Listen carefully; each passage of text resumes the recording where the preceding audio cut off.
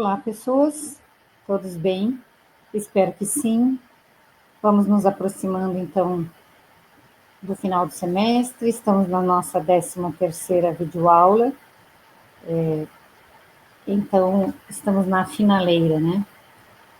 E nesta videoaula, eu convido a todos e todas a conversarmos um pouco, então, sobre a significação política da obra do Habermas, para pensar o presente, que é o que eu venho propondo desde o início, então, das nossas aulas. A obra do Habermas, este filósofo e sociólogo alemão, nascido em 1929, e que vive ainda, tá, aos seus 96 anos, acredito, né? Mais ou menos, não sei se a conta bem, mas acho que é isso. Enfim, o Habermas, ele se destaca por oferecer assim, uma profunda reflexão sobre os fundamentos normativos da democracia e a crise da racionalidade moderna, né? E também os desafios éticos e políticos da sociedade contemporânea. E ao longo da sua trajetória intelectual, o Habermas tornou-se uma das vozes mais influentes da segunda geração da Escola de Frankfurt, e por que não dizer, da terceira geração da Escola de Frankfurt, juntamente com o Axel Honneth. Então, ele propõe, né, uma renovação crítica do projeto da modernidade, como nós já falamos em outras videoaulas, né, em outros momentos, sem recorrer ao niilismo ou ao relativismo, que marcaram parte do pensamento filosófico do século XX. E o Habermas propõe, então, uma alternativa à razão instrumental, dominante nas sociedades capitalistas modernas, desenvolvendo o conceito de racionalidade comunicativa. E segundo essa concepção, a razão humana não se limita à eficácia técnica, mas também se manifesta no diálogo, nesse diálogo orientado ao entendimento mútuo, como nós vimos sempre frisando bem. E essa forma de racionalidade, ela é essencial assim para a construção de uma sociedade democrática, de uma sociedade na qual as normas e decisões sejam legitimadas pelo debate público e não apenas pela imposição do poder, tá, do poder econômico, do poder estatal. E um dos pilares centrais da filosofia política do Habermas é a noção de democracia deliberativa. Mas o que é essa democracia deliberativa? Bom, ao contrário da visão liberal tradicional, que reduz a democracia a mecanismos formais de escolha, como, por exemplo, o voto, o Habermas enfatiza a importância de um espaço público vibrante, inclusivo e racionalmente orientado, né? Onde as pessoas, onde os cidadãos, os atores, os envolvidos, possam, então, discutir livremente os assuntos que afetam a coletividade. O que eu costumo falar sobre as situações conflitantes, né, da nossa sociedade. Bom, e nesse sentido, a legitimidade democrática repousa na capacidade das instituições, vejam só, na capacidade das instituições em garantirem condições para que isso aconteça, para que essa participação argumentativa e equitativa de todos os envolvidos possa realmente acontecer, tá? E esse modelo deliberativo de democracia torna-se especialmente relevante no contexto atual. Esse contexto atual, assim, marcado, então, por crises institucionais, polarização ideológica, desinformação, fortemente marcado pela desinformação e pela desconfiança generalizada, tá, nas estruturas políticas. A reflexão, então, habermasiana, nesse sentido, ela contribui, assim, para pensar alternativas a essa corrosão do espaço público, denunciando, então, a colonização do mundo da vida.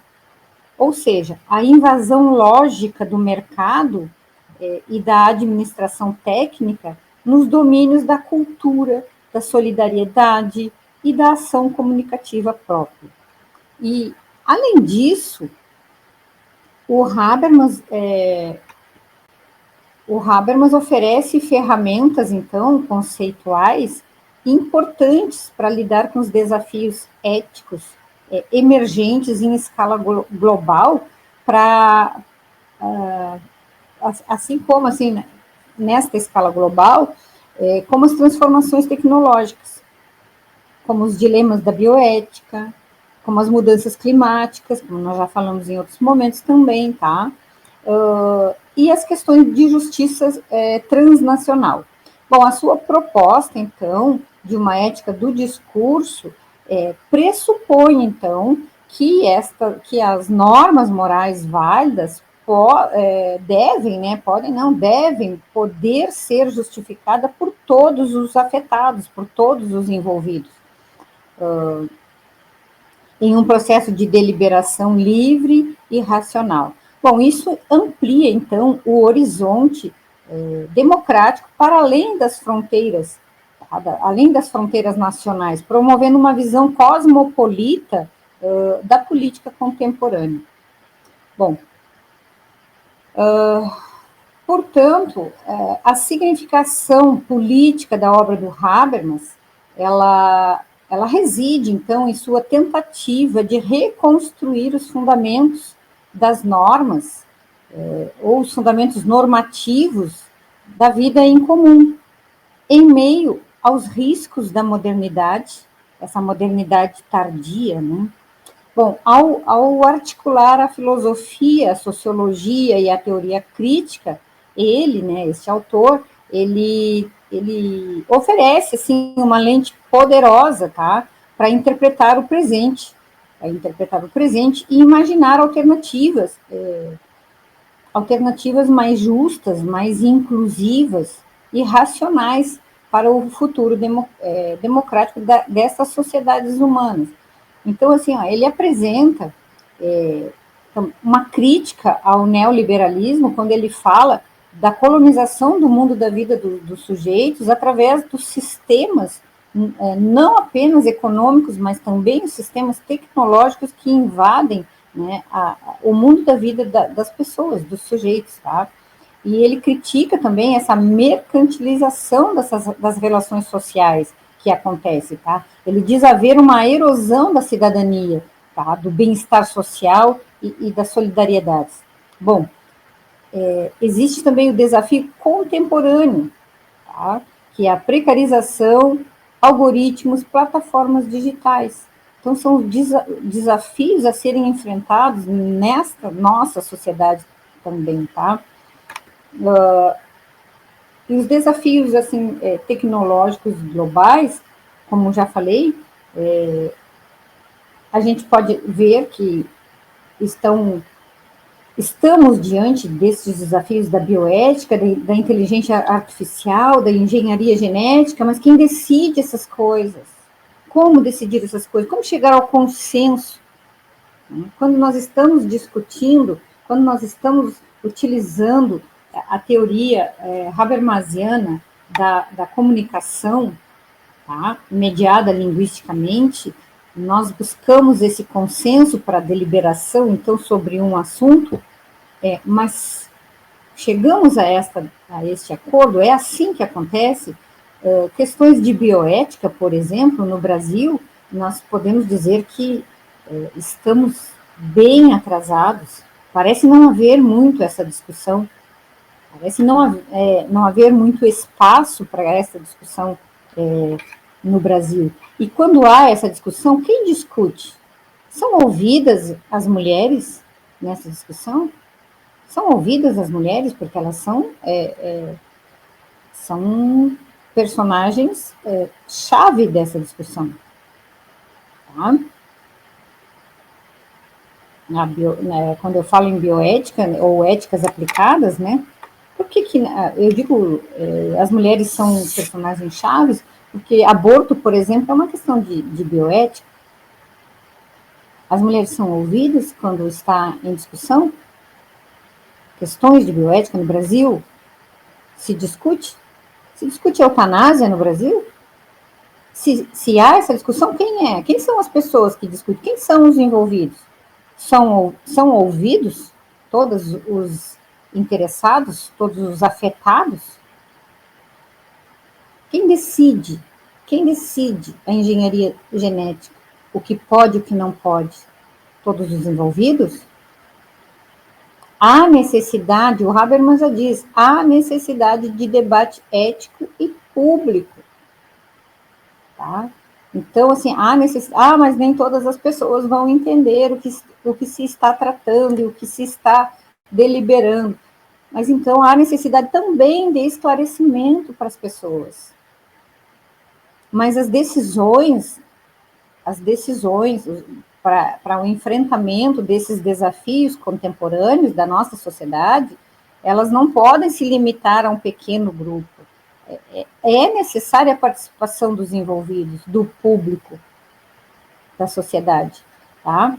Então, assim, a democracia, né, cosmopolita, pode, assim, levar a respostas às crises climáticas, a migrações, a guerra, a desigualdade. Nós enfrentamos esses desafios. Então, a defesa dos direitos humanos e da justiça global são desafios tecnológicos e globais que nós enfrentamos. Enfim, podemos concluir dizendo que o Habermas, a teoria dele, ele propõe, então, reconstruir a razão como comunicação e fortalecer a democracia deliberativa. O que é a democracia deliberativa? É aquela onde todos os envolvidos precisam ser escutados, precisam participar, tá? Os interessados, os envolvidos, precisam estar neste diálogo, nesta busca por este consenso deliberativo, tá? E isso é o caminho, segundo Habermas, para enfrentar os desafios presentes, ou do presente, tá? E superar a crise democrática, a desinformação. A desinformação é algo, assim, muito sério. E superar isso, tá? Estes riscos tecnológicos, é com o diálogo, é através do diálogo, é através da veracidade das falas, tá? É através do processo ético, tá? Da participação pública nestes procedimentos, nesses processos, tá? De discussão social, de questões sociais conflitantes, tá? Mas este diálogo dentro da teoria da ação comunicativa, ele deve ser ancorado, né, na veracidade dos atos de fala, nas pretensões de validez desses atos de fala, tá? No entendimento mútuo entre os participantes, tá? Então, pessoal, vocês já podem observar que nós estamos, assim, já dando um arremate final na proposta do Habermas, né, com a sua teoria do agir comunicativo, tá? Essa ética do discurso que ele propõe entre os participantes. Enfim, nós já temos, assim, um apanhado geral do pensamento do Habermas e o que ele pode contribuir para nós pensarmos, então, a nossa sociedade, tá? Eu sei que é bem difícil, porque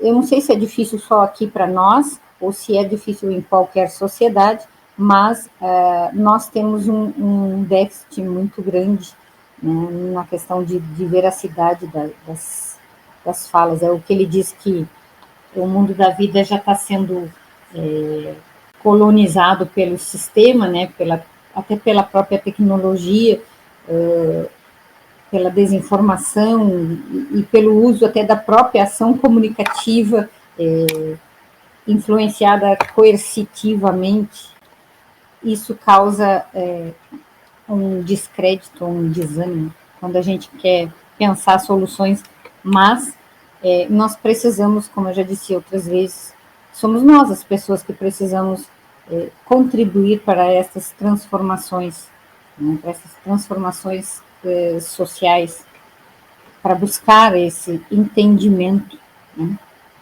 e que seja mediado pela linguagem, que seja mediado pela busca, pela linguagem, na busca, tá, de consenso sobre estas questões sociais, de forma de que a gente possa contribuir para um mundo melhor para todas as pessoas, não só da nossa geração, mas geração que estão por vir, quem sabe, né?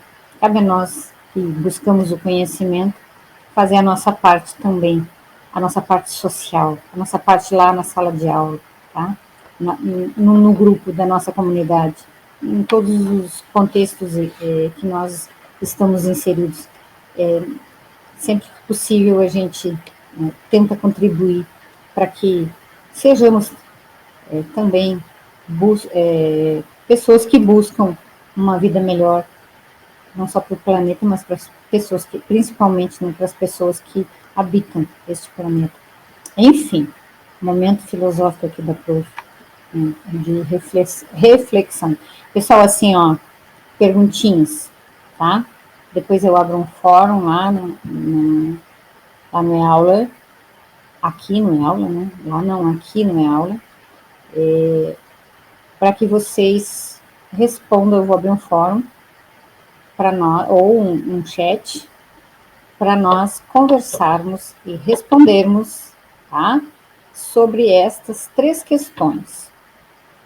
Redes sociais, as redes sociais que nós usamos, eu me incluo, olha, eu usando assim, a primeira pessoa do plural, nós, eu estou me incluindo, nós usamos assim, direto, mas assim, nós paramos para pensar, para refletir se esse é um espaço democrático ou este espaço é colonizado.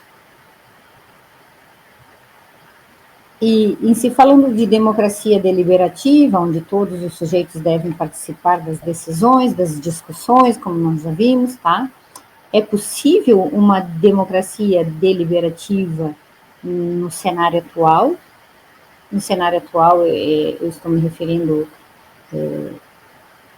ao nosso país, né? Mas se vocês quiserem fazer uma análise também geral, global, fiquem à vontade. É possível uma democracia deliberativa no cenário? Por exemplo, quando eu falo em outros países, seria possível nos Estados Unidos, por exemplo, com o Trump no governo, uma democracia deliberativa? E essa terceira questão, quem deve decidir sobre a inteligência artificial, sobre a genética e sobre as tecnologias emergentes? Quem deve decidir?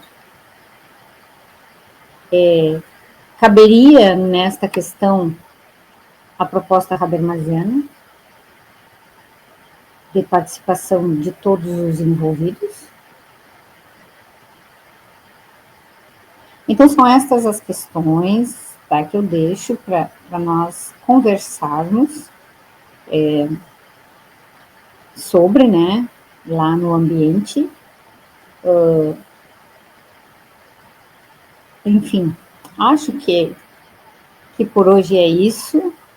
Qualquer coisa vocês podem me chamar, eu busco sempre responder os questionamentos que vocês fazem ali via mensagem no Cobalto, eu sempre respondo, tá? Qualquer problema vocês podem se direcionarem a mim, estou à disposição, tá? Algumas coisas fogem ao meu alcance, mas eu sempre busco, quando é uma questão mais burocrática, algumas pessoas me perguntam, né, sobre questões mais burocráticas do curso, mais administrativas, assim, e quando eu consigo resolver, beleza, senão eu procuro sanar essas dúvidas com o coordenador geral, que é o professor Cleberson, tá bem? Eu quero também agradecer a todos os estudantes que se manifestam sobre as minhas aulas, sobre a forma didática que eu trabalho, sobre o teórico que nós escolhemos para ver neste seminário de filosofia contemporânea. Eu fico feliz que vocês, ao menos alguns, né, os que se manifestaram, estejam gostando e se manifestam sempre dizendo que a teoria veio a contribuir muito nas reflexões sobre estas questões sociais, e esse era o objetivo, né? Nós possamos sempre usar não só o Habermas, mas qualquer dos teóricos que nós formos abordar, estudar, ou ler, ou buscar conhecer o pensamento, seja sempre direcionado esse conhecimento adquirido para a nossa vida, para o nosso mundo da vida, para a nossa sociedade, né? Sempre buscando pensar alternativas e deixar, como eu falei agora há pouco, deixar fazer um mundo melhor, mais justo, mais ético, porque parece que está se perdendo isso. Parece que está se perdendo a questão ética. Por isso eu digo que é difícil a aplicabilidade da teoria do Habermas, porque quando ele diz que para acontecer essa teoria da ação comunicativa é preciso esse discurso ético, né? A veracidade das falas, né?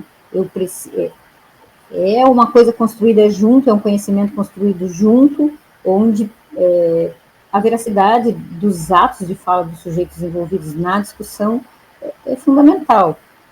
E eu vejo isso assim bastante distante ou das questões que nós precisamos resolver aqui na nossa sociedade. Mas, enfim, essa é uma alternativa. Tá? É como ele diz, certa feita, o professor Jovini costuma sempre falar sobre isso. Certa feita, Habermas esteve em Porto Alegre. E foi um grupo, claro, né, inclusive aqui do UFPEL, lá no aeroporto, recebeu o Habermas e tal.